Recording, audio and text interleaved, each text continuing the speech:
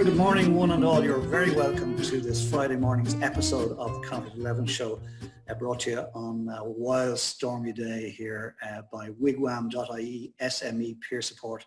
Delighted to have my special guest and good friend, Irene Hamilton, joining us. Irene, good morning. Say hi and show us your coffee mug, please.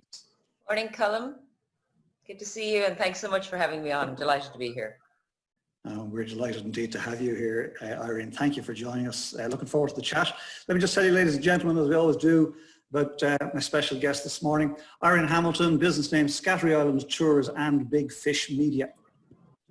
Tourist services on the Shannon Estuary and business consulting with specific focus on businesses operating in the tourism industry. Established in 2017, how many employees? Very pertinent. Back to just me for now. Irene is passionate about business and tourism. She's worked in both media and tourism during a career that spans over 25 years. Do the math.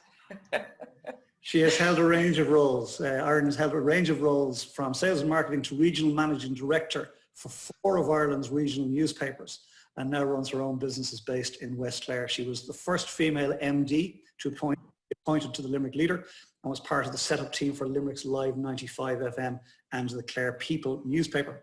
In 2009, she was awarded Network Ireland's National Businesswoman of the Year. She is a native of West Clare and has recently relocated back to her hometown of Kilrush and now lives in the coastal village of Kappa with her husband Dan and their 2 boxer dogs. And then here's something that I certainly didn't know about Irene. When I was young, I wanted to be one of those artists that created the beautiful chalk drawings on the pavement outside Roach's stores. And I presume now Debenhams, soon to be not Debenhams. That's right. That's right. Limerick City. And for a period of my life, I had to learn how to communicate in Swahili. There's a first and probably a last on the continent. There you go. There you go. Yeah, I'll get to that. I'm looking forward to it. We're looking forward to it. Irene, lovely to have you in the cafe. Thanks for joining us this morning. So in your own words, tell us who Irene Hamilton is, bring us all the way up to when you began your business. Thank you. Great. So I was born in West Clare, one of 4 children. I have 2 sisters and a brother. My father was born on Scattery Island and grew up there. My mum was originally from Liscannor. My dad went to sea when he was young and my mum was a nurse. So they met in Liverpool and they came home, relocated to Ireland and settled here in Kappa village in Clare. So I grew up here. Wonderful childhood by the water, spent a lot of time on the water with Dad. You know, he was a river pilot, so he'd take the ships up to Limerick and Foynes and Ohanish. And back in those days when health and safety wasn't as conscientious as it is now, we had the privilege of being able to go up with him. So we used to join him on the ships, or he was also a keen fisherman. So I go out on the boat with him and we'd spend time on Scattery. So lovely childhood. Growing up, I suppose, I was never really clear what I wanted to do. I was always a bit lost, but I did know I loved art. And as I said at the start, I was just fascinated with the creativity of those people that used to create these beautiful paintings on the footpath. And more so the fact that they would do it in chalk and it would be gone as soon as a shower of rain came, you know, that you have that confidence in your own ability. So I love that work and that I always had a passion for art. So I was really keen to pursue art when I was younger. And I suppose Mum and Dad really never felt that it was a proper career, but bless them, they let me at it, and I had a go, and I didn't succeed in getting into foundation year in the Art College in Limerick. So they felt at the time computers was good and relevant, so off I went, and I did computer programming down in Tralee for 2 years, and realised very quickly that computer programming is either something you're very good at or you're not. So I didn't pursue it any further after 2 years.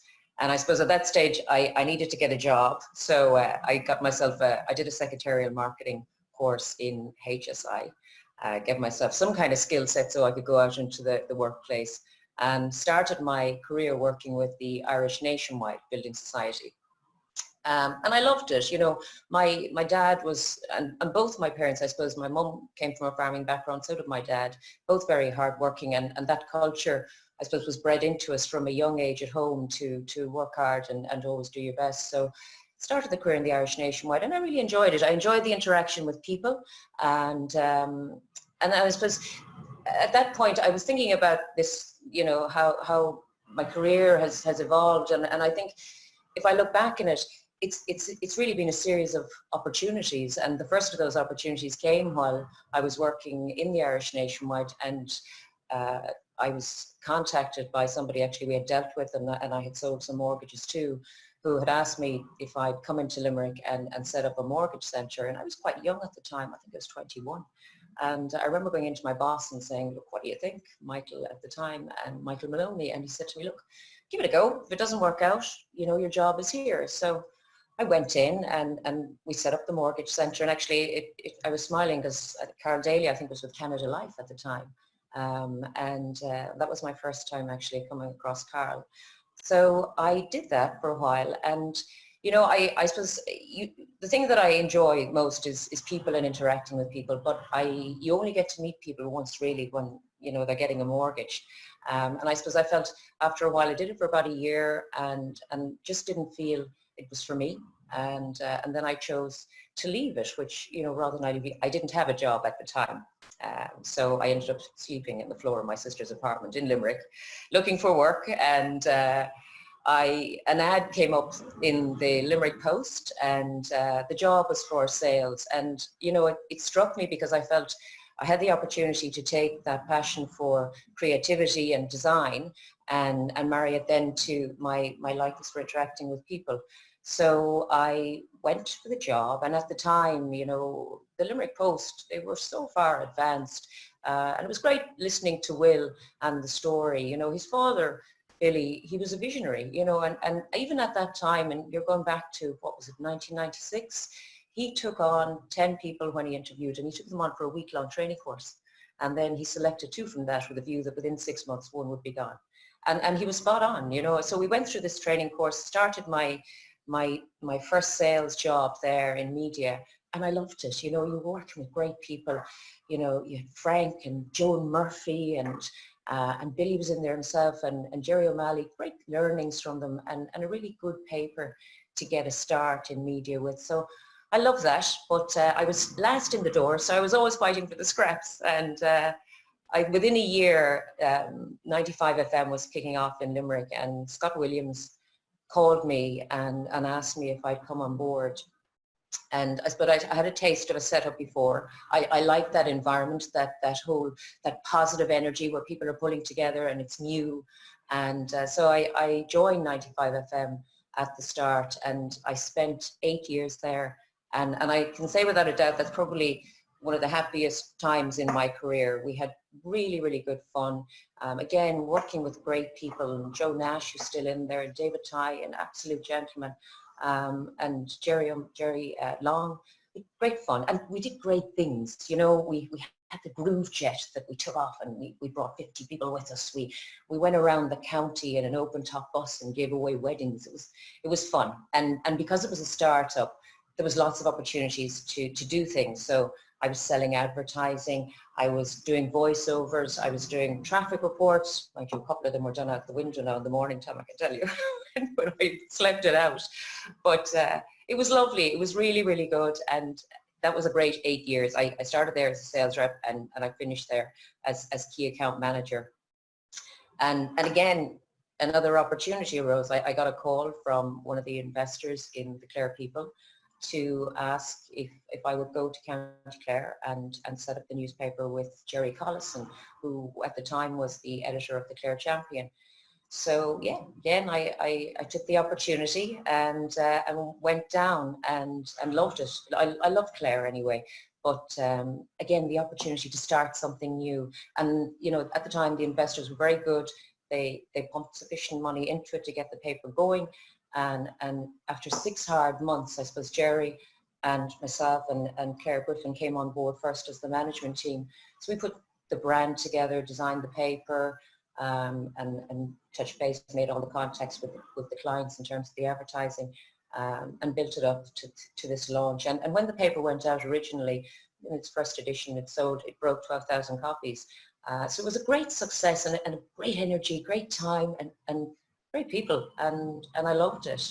But I suppose the one thing I found and what was happening at that stage was, you know, I suppose going back to what's been bred into me, if I'm put in a scenario where I'm doing something that is new to me or I'm pushing my own boundaries, I tend not to balance the whole work-life thing well. So I particularly remember during that 6 months, I'd say I had very little contact at all with home and family. I recall just being at the laptop all the time, night and day. And we got to the stage where we had the first issue ready to go, and we were taking it. The Limerick print press had just installed a new press on the Dock Road, and the first edition of the Clare People was the very first one to go out on that press. And we went in there at 3 o'clock that afternoon. All the team were there, and we had problems with the print press. So it took us till 7 o'clock in the morning to print the first edition of the Clare People. I mean, just all sorts of things went wrong. It was over inked, it was blurry, it was all sorts. But we got it out, this first edition, and we were all delighted. And it was 7 o'clock in the morning. I remember I came out the Dock Road and I said, okay, right was home to Clorine and left was back to Ennis, into town to go to Ennis. And I said, look, it's 7 o'clock in the morning. There's no point. So I turned left and I headed for Ennis. And then I fell asleep behind the wheel of the car. Yeah, and I crashed the car that morning, and I suppose I was really fortunate that I didn't kill anyone for my own stupidity, and that I didn't kill myself. But for me, I think that was a turning point in my life, where I felt, I needed to take stock of my life and my focus on my work-life balance. So okay, and on that note, there you go. On that note, catch your breath, because we're going to try and catch ours. That's okay. Journey. Have a sip of coffee there and let me reflect on some of the stuff that you Sure. touched on. We know that this is leading up to Scattery Island tours. Okay, what we did, certainly most people in the cafe wouldn't have known, is your dad was born there, and that's a very special link. It is. That's just beautiful. It is, yeah. Love the fact your mum and dad both West Clare and met over the sea, and then came back and found the beautiful part of the world, as we all know. Also love the fact that you tried out for college and the university wouldn't let you in, I'll be honest. And the reason I say that is because there's far more in Irene Hamilton than, dare I say it, that path may have unfolded for you. So I think the universe is better off not to let you in there. Love the fact that it's all about people. We did speak with Carl yesterday. It's all about people for him too. To David Ty last week, and David and you worked together at one point. We finally got him to convince you that it was time to go on the show, so we're eternally grateful to David. But same thing, you said exactly the same that he said last week, which was it's been a series of opportunities, no master plan per se, but an evolution. You then figured out a way of blending together your creativity, which goes back to the art background, and your people skills. You also tried out for computer programming, and you said you don't, and you decided you don't. But there's dare I say it, last night about 11 o'clock I sent you off the link to Carl's show, because you had come in at the very end of it, and you sent me a message back saying, do you never stop working? And I think it's a bit ironic, dare I say it. Yeah. Pots and kettles come to mind, right? But you see, we're all in startup phase, and COVID is a restart. The button has been pressed, right? And we get to restart and reimagine. So it's great. This is really powerful. I'm just sorry that we're at the point now where we just had an accident. But I needed to stop there and just capture those last few minutes. So back to you. So you had the accident. What comes next, please? I had the accident, and I couldn't shake the feeling of I suppose how it kept making me reflect on life. And I stayed with the Clare People, and we worked hard on that paper. And I still couldn't get that balance right. It was all too new. There was too much to be done. There was always a reason to work on, to stay doing it, and to work hard. So I struggled with it, and I couldn't just, I remember that was the time that I started to think about something being missing. Something was wrong, and I couldn't figure out what it was. And I had done a lot of charity work in the past, and I really enjoyed that. And I suppose I started to question whether, is this the right path? you know, while the job was great and obviously the success is great, there was just something missing, and I couldn't put my finger on it. So after 2 years with the Clare people, I was still none the wiser, and I was really unsettled, and I decided I would take some time out. And it was then that I decided that I would go to Tanzania and spend 6 weeks out there just working at the time in the schools and then in the orphanages, in the schools in the morning and in the orphanages in the afternoon, and just reset myself. And I remember going home to mum and dad, and I was bothered. I was worried what they would say, because look, I grew up in a house where, you know, said very conscientious. We all got dressed up on a Sunday. We were paraded up to the front seat of the church, and they were very, you know, as the family they were conscientious, and they kind of bred that into us as well, that, you know, you have to consider what other people think. And so I was worried with how they would react. And the funny thing was, the first thing Dad said was, "I'm coming with you." So I had this amazing, amazing time at that stage of my life, where my dad and I went to Tanzania, a little place called Moshi, and we worked there so I spent 6 weeks, he went after 4 weeks, and he was working at the time, he was building toilets in the bush schools, and I would be teaching English to the primary school children in the morning, and then in the afternoons we'd go together to the orphanages and spend time with the children there. And I think that's just it was a wonderful opportunity to have, you know, something you'd rarely have at that age of your life. And one of the fondest memories that I have of that time is, before Dad left, we went camping in the Serengeti. And the two of us sat one night with some kind of bottle of bootleg. I can't even recall what it was. We didn't have glasses. We were in a tent, and we had the best chat. We just chatted, and we talked about him growing up in Scattery. That night we talked about lots of stuff, but it's one of those moments that I'll take with me all my life. So I came home, and just before I had gone to Africa, I'd been contacted by Johnston Press. They had just recently acquired the newspapers in Ireland, and at the time Brian Deegan was heading up the Munster titles, which was the Limerick Leader and the Tipperary Star and the Clonmel Nationalist. So he had contacted me and asked me if I was interested in coming in to work as the commercial director for those titles. And I suppose I'd spent so much of my time in media that I felt, look, you know, maybe what I needed was to get into an environment where it was more established. So it wasn't a startup. Maybe the problem was the startups and not actually the industry. So I agreed. So when I came back from Africa, I joined Johnston Press, and I loved it. You know, these were great titles, institutions in their own areas, and worked there, and we did, you know, we launched products, and we developed the titles, and all of them were very respected. So they all had really good advertising bases, and it was enjoyable. And I'd say about a year after I joined, Brian Deegan had decided to leave, and I suppose for me, I felt, in all honesty, it was probably a little early for me to try for a role as managing director, but you know, this was going to be the timing, and so I had the choice to go for it or not. So I went for it, and I got the job, and was appointed as the MD for those 3 titles, and then 6 months later I was given the Kilkenny People as well. So I had 4 newspapers, and I worked between them, and I suppose the difficulty about that time was that we were heading into a recession. So things changed, you know, within a matter of months. You know, ad revenue lines had halved. We were under pressure to cut costs. The Johnston Press were putting in, you know, centralizing all the back office functions. We were restructuring all of the titles, and that was a really difficult time.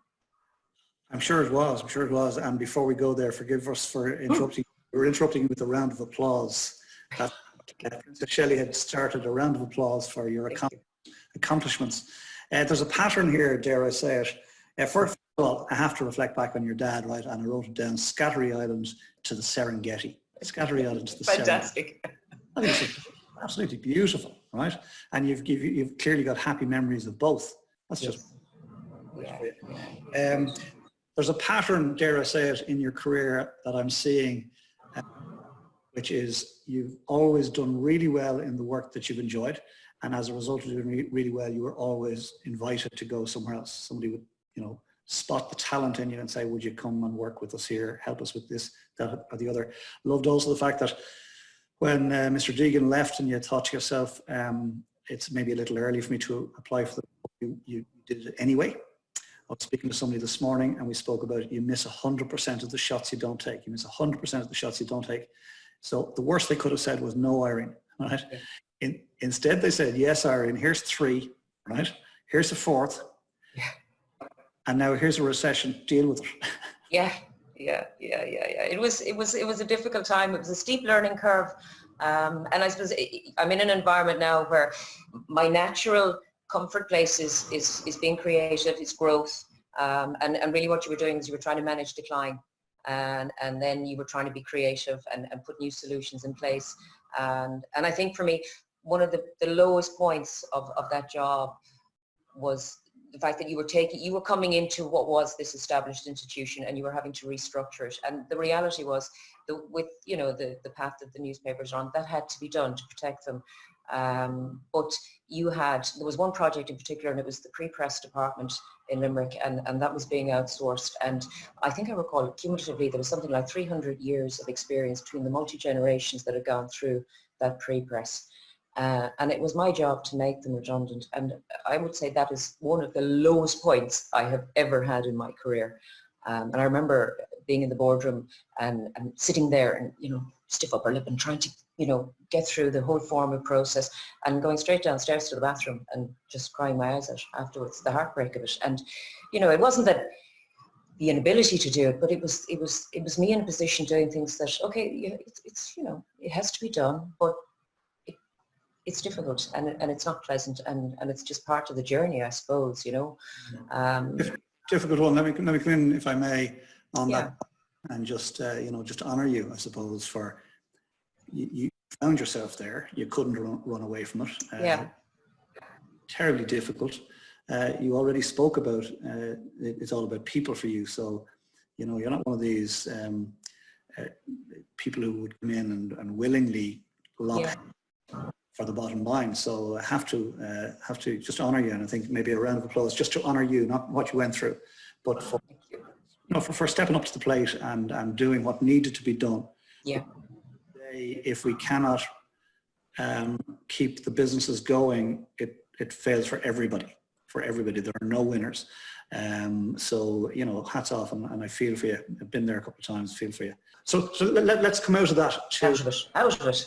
Right. To tell us about, bring us straight to Scattery Island for this mad idea you come up with, please. Yeah, I suppose when I had made the decision I wanted to leave the leader, and I felt I was a one-trick pony. I didn't have any formal qualification other than the work that I had done over the years.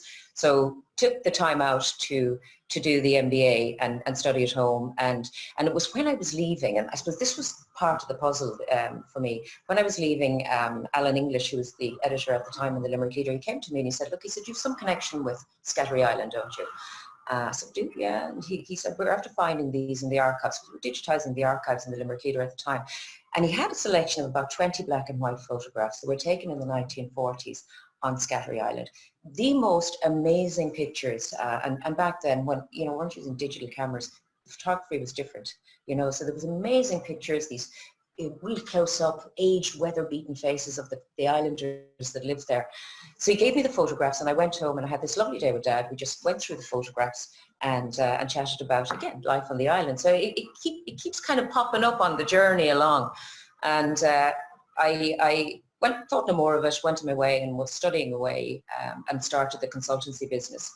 And it was during that year while I was out that the ad was in the paper for in the Clare Champion for the tender for the service to Scattery Island. The OPW were looking for a new service provider. And I kind of felt at that point, look, it's serendipity. It's meant to happen. And, I don't know anything about running a boat business, but I know how to market. And my husband is a marine engineer. So we had the experience in terms of the boats and I could market. So we said we'd go for it. We applied, we got the contract, and then we leased a 12-passenger boat. We were all set up. It was about a week before we were due to launch, and I'm feeling my way around now. This is all new and everything is in place. and I got a letter from the liquidator, to say that the company that I had leased the boat from was gone into liquidation. They were repossessing the boat. That was a week before we launched. And so it was just too short notice to find another suitable boat at the time. So we literally begged, borrowed and stole anything at all we could do to raise the funds. If it wasn't pinned down, it was sold that week to raise the funds to buy the boat. And we managed it. We managed to keep them at bay for a couple of weeks, and we purchased the boat, which is the 12-passenger boat at the time. And we finally got ourselves going. And I suppose for me, it was always to be a kind of a hobby project, that I would have this work-life balance, this summer project out on the water that connects back to the family and to Scattery, and then that I would have the consultancy that I could focus on more in the off-season months. So that was the great plan. Yeah. Beautiful. Round of applause. And Scattery Island Tours has been born. Yes, born. Tell us about that very first day, that very first trip. Fantastic. It was absolutely fantastic. Surreal almost, to be honest. It's almost, again, it's like the first newspaper coming off the print press. It's everything that you work for a period of time, and that gap, in all honesty, felt like it was filled. That connection was there. I for the first time I felt, look, I'm doing something that made sense to me and that was important to me, and that I felt was bringing something, offering something to the public that was important. That island is important, its history is important, and I suppose if the only goal that I achieve now for the rest of my career is keeping the stories alive and keeping that island relevant, I think that to me will represent my greatest success, to be honest. I love it.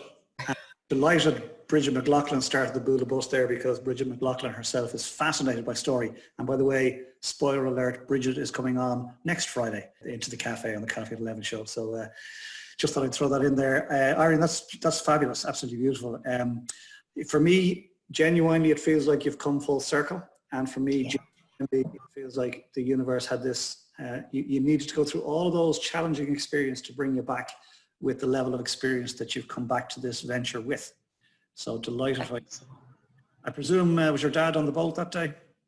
He was absolutely, yeah, for the first trip he was, and pops back every so often. He wouldn't, no amount of encouragement would get him to skipper the boat for me, but he pops back every so often. Or if we're in the boatyard and we're working on the boats, he'll pop down and spend a bit of time with me on it. So it's lovely to have that connection with him now as well, because they've moved to Limerick and I'm here in Clare, so at least he has the opportunity to come back and spend some time with me.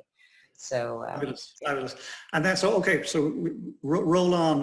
The 12-seater didn't last. 12-seater didn't last. No, we got to the end of the first year, and I suppose I was faced with the dilemma that we had taken 3,500 people to the island, which in the bigger scheme of things isn't a lot of people, but the island is tidal, and so it restricts us to doing 6 trips a day when we have water all day, or 2 when we don't.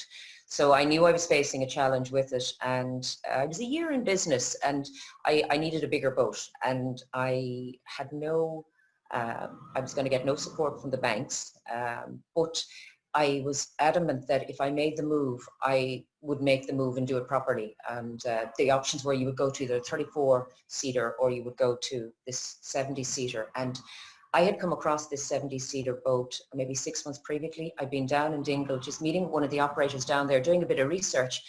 And he said, come on down, I'll show you my boat. And so I stood on this 70-passenger boat. I said, jeez, if I ever own a boat like this, that'd just be success. And it was fantastic. In fairness, he said, he contacted me about 3 months later. He said, listen, I'm selling the boat. And good for you. I'm not in a position to buy. But I found myself in that position, and I thought about this boat and got in touch with him, and he still had it for sale. So the next challenge was, how do we pay for it? So the banks wouldn't support, couldn't understandably support it. So I did an EIS scheme, the Employee Investor Scheme, went out, knocked on doors, sold the story, and I suppose, I was well supported for it. The island is a natural asset. It has piles of opportunity, and I think we had put forward a good show for the first year, shown our commitment and how we can run a business. I was also supported by Leader as well, and I think it's when you go out on your own and you actually realise just what's there, and I'd be somebody who would struggle with asking for help I suppose, historically. And I found once I set up in business that, you know, when you do ask for help, there's amazing helps out there if you want to set up your own business. And Leader in Clare were very good. The boat was 290,000 at the time, so we had a lot to do. We traded our 12-passenger boat, and we got 40 from Leader, and I raised the rest with the EIS fund. And we brought her in May 2018. She actually came in December, because I tell you, I was in Kilrush. I do this Santa's Den every year. So we group business people get together and we do this Santa's Den, and they were delivering the boat the same way we were doing Santa's Den. So I arrived down at the pier in my full elf costume to meet the boat coming in the marina. And I'm not joking, the sense of satisfaction that day, despite that I was wearing my elf costume, was phenomenal. That was just to get that, to actually say, do you know what seemed impossible was possible. If you break it down and you actually, you know, into smaller pieces, it's possible. And yeah, it was one of the best days, as I recall, that boat coming in that day. Really, really fantastic. That's a huge moment. There's our little elf costume. Boom, the boat's going out all over the country here. Taking delivery of a 290,000 70-seater boat. There was no time to change. No. That's not the point. That's not the point. The point is that you had a vision. You asked yourself, not could it be done, but how could it be done? Yes. Yeah. You broke it down, and where there's a will, there's a way. You know, that's where there's a will, there's a way. And you're a big vision thinker. You see a bigger picture. I'm quite sure there were some people raising their eyebrows at you, wanting to 12, like from 12 to 34 sounds reasonable. 12 to 70 sounds like a huge leap. Yeah. Okay. I had the kind of, you know, the theory, the green buses, the ghost buses that, you know, they ran for initially with very few people on them, but they work once they bed in. So, you know, if I got it, we could always work it around, seat people in such a way strategically so it didn't look empty, and let it build from there. So we're well set up in terms of capacity for the future, but we have a long way to go. We're really only at the start of the journey with Scattery, and but we're there. And as the accountant said to me the other day, we were going through the finances, and he said, you know, he said, I got to ask Gary. He said, first question first, do you love it? Because you're going to need to love it. I said, yeah, I do. I love it. And if this was a get rich quick scheme, I wouldn't be doing it, you know. So we're set up. I was smiling to myself that you were strategically placing people on the boat back in the day to make it look full. It's almost like social distancing. Yes. Yeah. Come here, big brave move. You then got an award, or rather Scattery got an award. Tell us about the award for Scattery, please. Yeah. Last year we were delighted. Scattery Island was awarded the best visitor experience in County Clare, and the business itself was awarded the overall business winner of the year. Yeah, it was an amazing accolade. We're such a small little team. I run the business with my sister-in-law, Martina. I have Christian, the skipper, who's been with us since the start in our deckhand. We're tiny. And it was wonderful because when you consider the wealth of tourist attractions that are in Clare, and the quality of tourist attractions and businesses that are there, it really was a tremendous moment for us. We were delighted. We thought we were at the Oscars. I love it. And Liam Burke is in the cafe today. Liam has huge connections in the States, and as it happens, late last night I noticed somebody from the States was sharing out the fact that this was happening this morning. They were saying it was going to happen at 5 a.m. such and such. Wow. Which I thought, that was lovely because and that person simply said, I was on this Scattery Island tour when I was in Clare, so you need to check it out. So I thought that was lovely.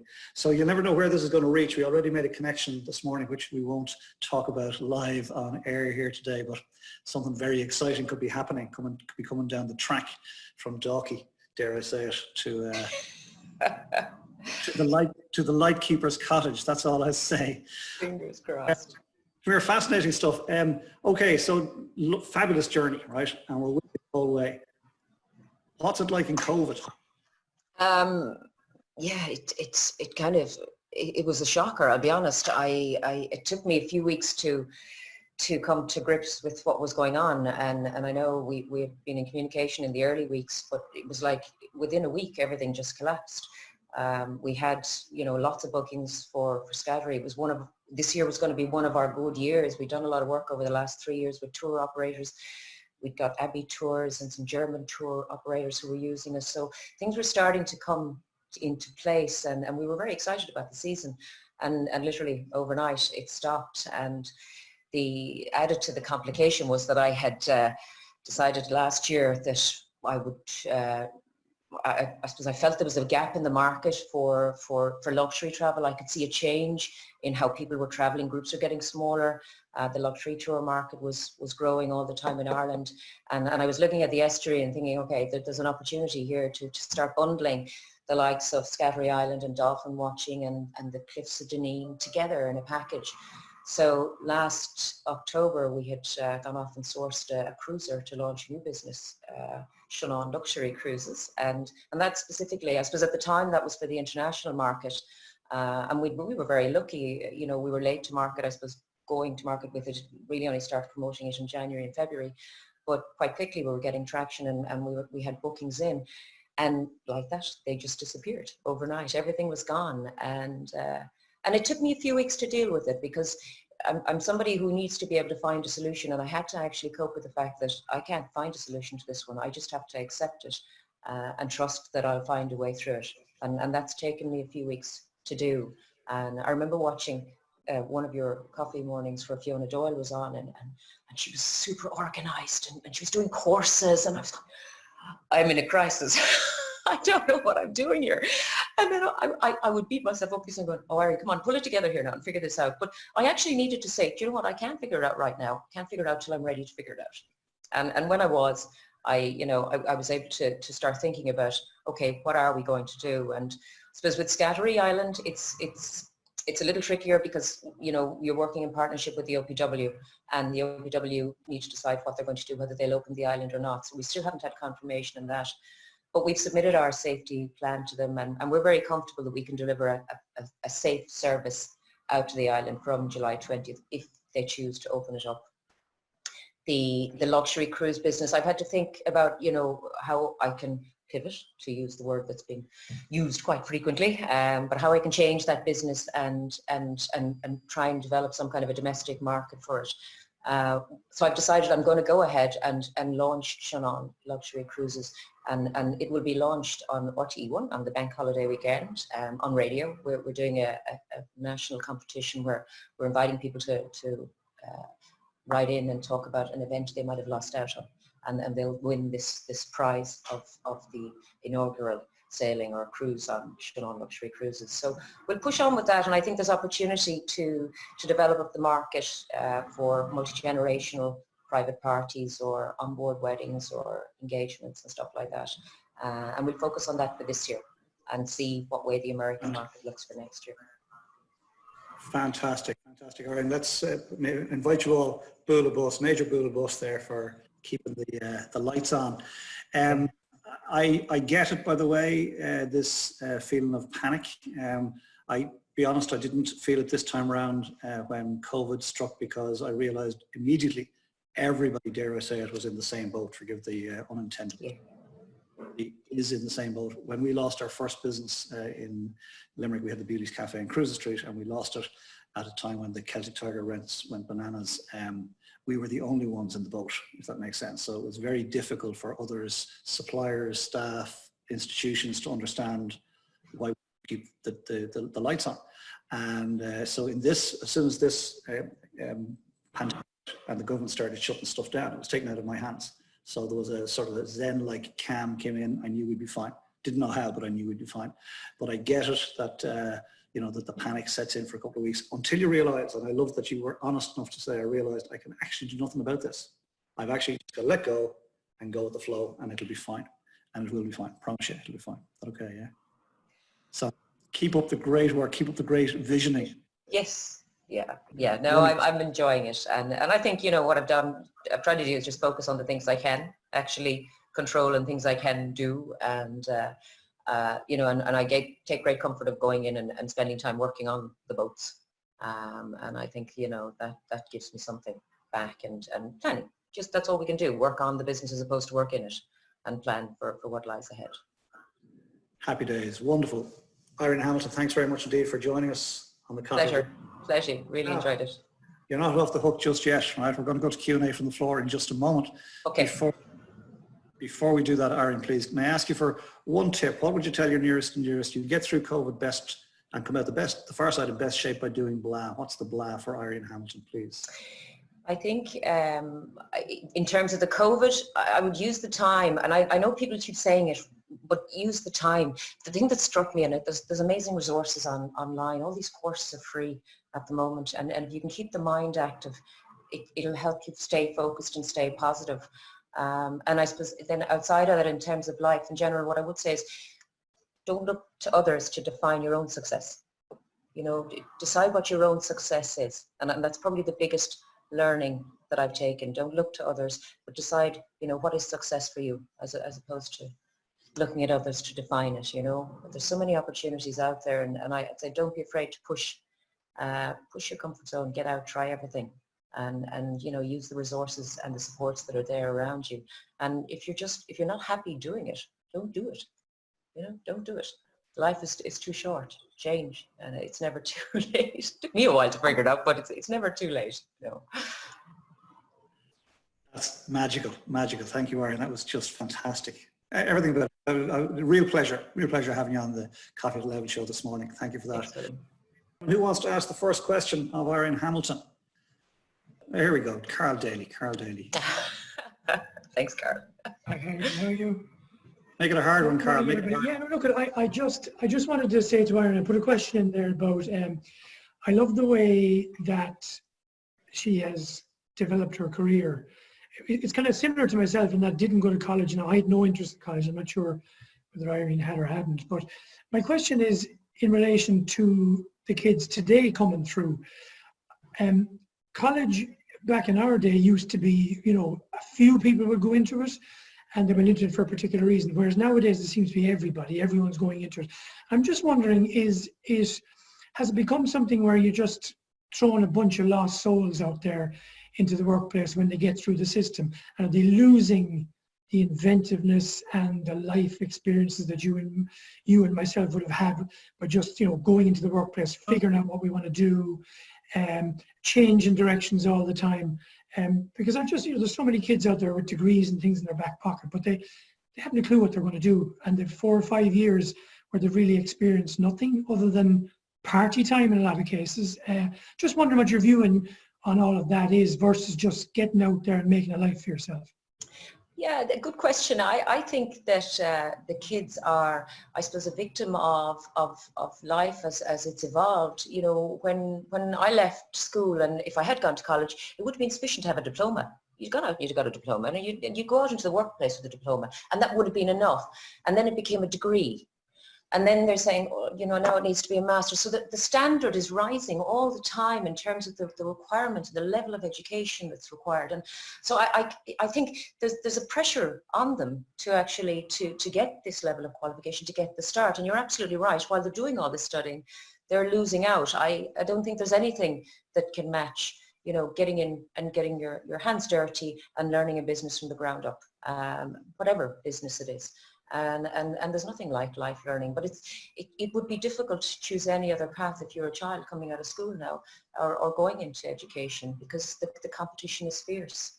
And you know, maybe it's a combination. It's looking at the actual the system itself, and you know, a combination of more work placements like they do with certain type of courses. That you're getting people in there. But you know, when you see a student, they do their degree and they decide, I'm going to do a master's. Well, actually the whole idea of doing a master's is you get in and you actually do a bit of living first and you know, understand that business before you go back and do the master's. But they're going straight in and doing these masters, and it's I think it's a shame. But I find it difficult to I suppose to find a way, or to say, well, how could they avoid doing it? Because to be honest, I wouldn't like to be coming out of college at this stage of life without any kind of qualification. So it's tough on them, you know, it's tough. Great question, Carl. Well, thank you for that. Can I just say before you cut me off, if anybody hasn't gone to Scattery Island, make sure you go. I did go last year. I think you mentioned it yesterday. It was a magical morning and a lovely sunny day. So if you do get a chance and things lift again and we get to travel, get on that 70-seater and get out there and see the island. It's fantastic. Thank you, Carl. It was lovely to have you on board. Appreciate it. Well said, Carl, well said. And it's not a question of if, it's when. When the veil lifts, you need to get your ass on the 70-seater and get out there. Fabulous. Thank you, Carl, for that. I'll touch on that point, and then I'm going to hand over to Princess Shelley, if I may. But I'll touch on that point about college. Been talking to my own gang about that, and my sense of it is it's less about the degree that you have for a prospective employer than it is about demonstrating you've got the stickability to go through it. That's my sense of it for what it's worth. It's that you're willing to work hard and stick through stick the course, I suppose. I think demonstrable skill they're looking for. Irene, fabulous. Carl, thank you for that. Princess Shelley, over to you. Hey, thank you very much, Carl. Thank you. And I see that Bridget will be coming in a few moments with a question for you, Irene. Just before we go to Bridget, Carl, who we've just heard from, started off the chat in the cafe saying he was really looking forward to hearing your story. So it was always nice to get the first comment in. Thanks for that, Carl. And then Anne Christian, who joins us most mornings from Sweden, and she often has to nip away, which again just emphasizes the wonderful nature of the cafe. She popped in while she could, and then she popped out. And before she left, she said, "Thank you so much for another interesting show. I have to leave for work in 2 minutes. Wishing you all a wonderful weekend." So that was a nice sentiment there, Irene, wasn't it? Yes, let's give Anne Christian a nice little...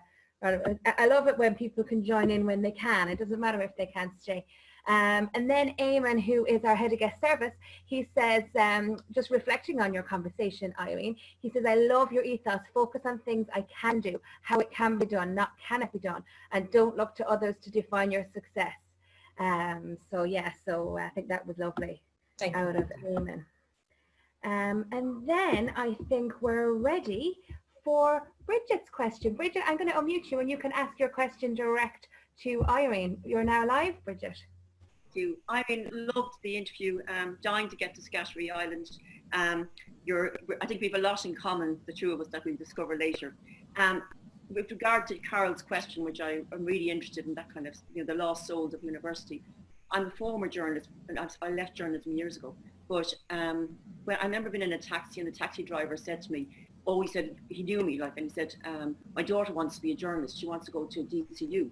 I said, "What do you think?" And I said, "No way," I said. And he was taken aback. I said, "Absolutely no way," I said. "Get her into a local paper," I said, "a rural newspaper, the nearest county to her, whether it's a Clare Champion or what, like a Nationalist, and get her to work at everything, where the editor comes along and says, listen, you've got to cover this, the butcher store, you've got to cover the GAA, you've got to cover tomato growing in this area here." A complete diversity where you just muck in and do it. And I remember the DCU, I never worked in an office, I hate offices, but I remember I used to go in and get my post in the Independent, and I'd see young journalists coming in. God, I felt very sorry for them. They were lost souls, Carol. And they'd come in, look, and they didn't know what to do, and they had no concept of hard work. They had no concept of how to actually go and interview someone. They had no concept of how to find a story. And it was really, it was shocking. I really believe university should be later in life, not early. After school, they should go and learn a trade. They should go out, and transition year isn't it, by the way. Transition year is just a dawdle. They should go out, learn a trade. Trade should be taught. I said, learn anything. Just learn. By observation is the greatest thing of all, and hard work. And I definitely believe that university is far overrated. I went myself, the first in the family, ever to go to university, failed miserably, went back to prove my father wrong. He said I had an academic bone in my body, and did a master's. Did the master's do me any good, to be honest? No, absolutely no. Maybe it got my head going and got me refreshed, but no, I think it's overrated completely. I think there's so many talented people out there who've got great ideas, young entrepreneurs, young, just anything to do with passion. Absolutely. And that's my view. I didn't mean to spend so long saying that, but. No, I think you're right. And even after doing the master's myself, did it give me anything more than I'd learned? No, it didn't. But at the same time, I suppose it gives the confidence to what I thought would be potential employers at the time, that they have that formal qualification, but that's probably as much as it added. There's nothing like the University of Life. Yes. And I'm going to interrupt here, if I may, the flow somewhat, to just invite Carl back in, just to have a response to that, if you wouldn't mind, Carl. Thanks. Yeah, look, I totally agree with Bridget, and I think Irene is on the same page as well. Look, I'm not demeaning it, don't get me wrong. I'm not demeaning college, I'm not demeaning learning, I'm not demeaning academia. It's very, very important. But I think from my experience from employing over the years, employing people into my own business. Excuse me. I feel like they don't have the basics. They come out of college, they don't have the basics. They can't answer the phone. They can't talk to people. They can't look people in the eye. It's just the way it's done today. So I just, look, I'm old school. I stand by that. I just think, as Irene said, the university of life is the way. You cannot beat that. Just getting down, getting dirty, learning the hard way, making mistakes, getting pulled up, coming back to approach it again. That's the way to do it. Maybe some kind of a balance is the way forward. But I just think we're going to have a ton of young people with pieces of paper in their back pocket, and as I call them, lost souls, not really knowing what they want to do, not really knowing what direction to take in life. So I just think something needs to be maybe looked at a little bit closer, because I think we're not doing it correctly. That's just my opinion. No, I agree. Thank you very much for that, Carl and Bridget and Irene. Again, it really does emphasise our lovely cafe environment and how we all can listen into these conversations and learn a little bit and take something away. So thanks to all our contributions, our comments and our questions. Just before I hand back to Colm to wind up today's interview and get us excited about next week, I have a comment in there from Rebecca Brew, who's joining us in the cafe today, who says, well done Irene, making a huge impact on the development of the island, and we can finally get people there on a regular basis. So thank you, Rebecca. On that, I'm delighted to hand over back to Colm, and thank you so much for a wonderful interview, Irene. Back to you, Colm. Thank you, Princess Shelley. That really is one of my favourite segments in this show, which is I get to sit back and have a coffee and have a listen to what's going on, and that's why I came back into that. There was a richness evolving in that. The comment that Carl brought up, Bridget responded to, Irene responded to. So it was important for me just to invite you all to respond to it. So thank you everybody for today, for being in the cafe for the Coffee to 11 show. In particular, thank you Irene Hamilton for joining us and gracing us with your presence. Thank you. Wonderful to be here. Really enjoyed the chat. I'm hoping you're feeling the love. I'm hoping you're feeling that we wish you every success, and we'll be baiting our way down the road to get a suitably socially distanced seat. Absolutely. We'll be ready with open arms, all set to go from July 20th. Fingers crossed, please God. We look forward to having you down. We're really looking forward to it. So thank you for that, Irene. Oh, pleasure. It's been a pleasure. Before I let you go, I want to thank the team for today's show, for Princess Shelley for producing the show as ever, Eamon Smith, Head of Guest Services, for keeping us all safe and secure, Katrina O'Brien for making it beautiful. Katrina goes to work when the rest of us stop to make it all beautiful, top and tail it, and get it out there for social media land, which will go around 10 o'clock tonight. I'd like to thank wigwam.ie, SME Peer Support for their support. And let me tell you about what's happening on Monday in the cafe. Monday, right? I have a young guy coming on the show. His name is Chris Kelly, and Chris is disgustingly young, right? For an entrepreneur who's already lost one business, right? He's only 22, it's ridiculous, right? He's already lost one business, and he's delighted with himself, okay? Because he's on the road and he's got another business up and running at this moment in time. And I'm delighted for him. This guy, you're going to fail early. Not if you're going to fail. When you're going to fail early, fail fast, and go again. And Chris Kelly, I'd like you to come in and meet this guy. He just blows me away. 22-year-old, on fire guy, right? So that's Monday morning in the cafe. So look, that's it for today. That's it for the week. Irene Hamilton, namaste. Thank you. Have a good weekend. Namaste.